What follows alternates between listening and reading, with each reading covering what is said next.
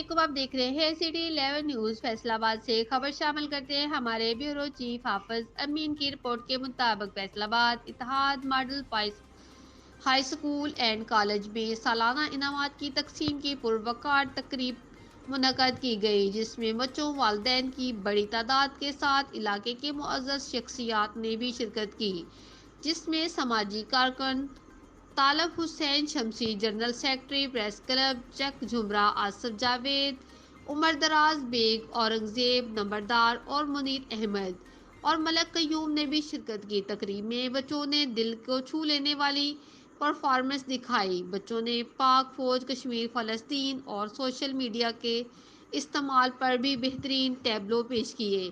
والدین سمیت تمام مہمان خصوصی بچوں کی کارکردگی دیکھ کر حیران رہ گئے اور ٹیچرز کی محبت کو سراہے بغیر نہ رہ سکے۔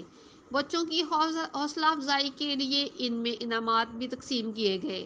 تقریب میں بچوں نے اساتذہ کو خراج تحسین پیش کیا اور والدین سمیت تمام معزز مہمانوں نے اسکول کے پرنسپل محمد آصف اور وائس پرنسپل مس ماریہ حسن سمیت تمام ٹیچرز کی کارکردگی کو خوب سراہا اور کہا کہ اس طرح کی تقریبات سے بچوں میں محنت کرنے کا جذبہ پیدا ہوتا ہے۔